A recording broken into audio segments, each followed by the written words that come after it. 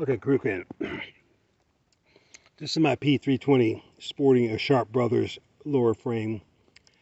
After all the hype with the P320 in the U.S. Air Force incident is kind of like mellowed down, I'm going to show you something about a P320. And this kind of explains why all of the news channels, including YouTube, you can't really trust the information that you receive.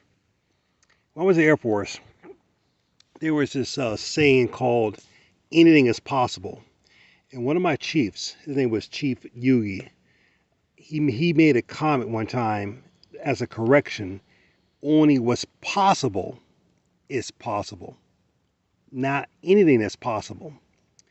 And I'm going to show you something about this P320 that kind of disclaims everybody claiming this gun can go off, blah, blah, blah, etc.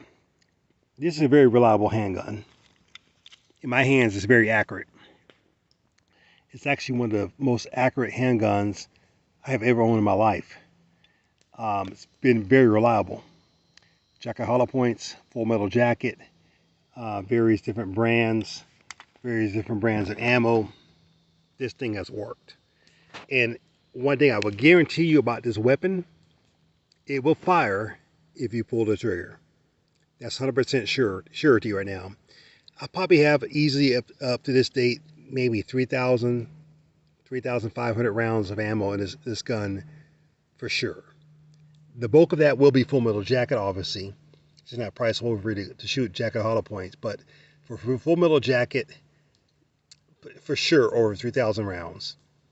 I've never had a jam, never had a misfire. This weapon has never went off on its own. It doesn't have a mind of its own just to go off. The trigger on this gun is very smooth, short engagement, very crisp pull, and a very nice reset.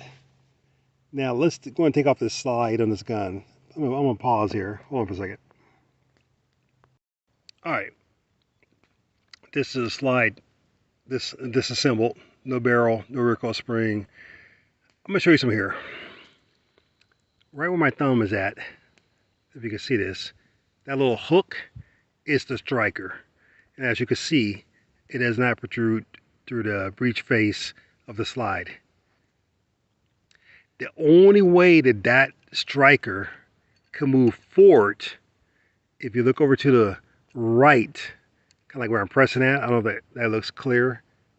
That little spring mechanism has to be depressed in order for the striker to slide forward. So here's the problem here.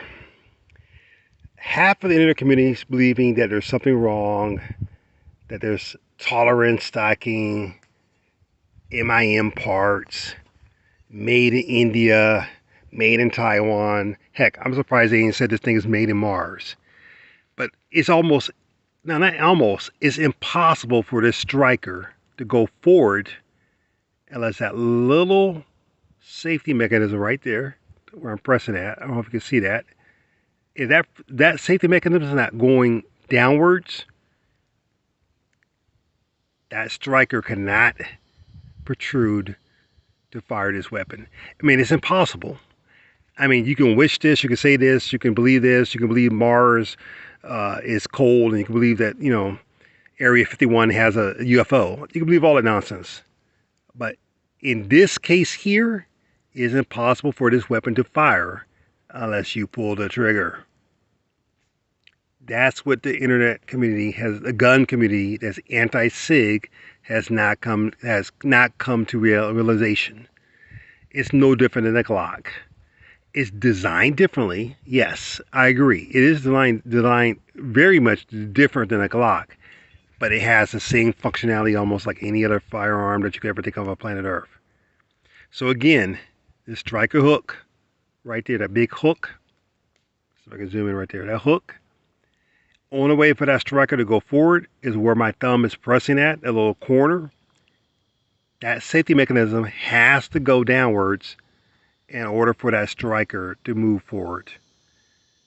Again, only the possible that is possible in life. Real Ken, SIG, P320.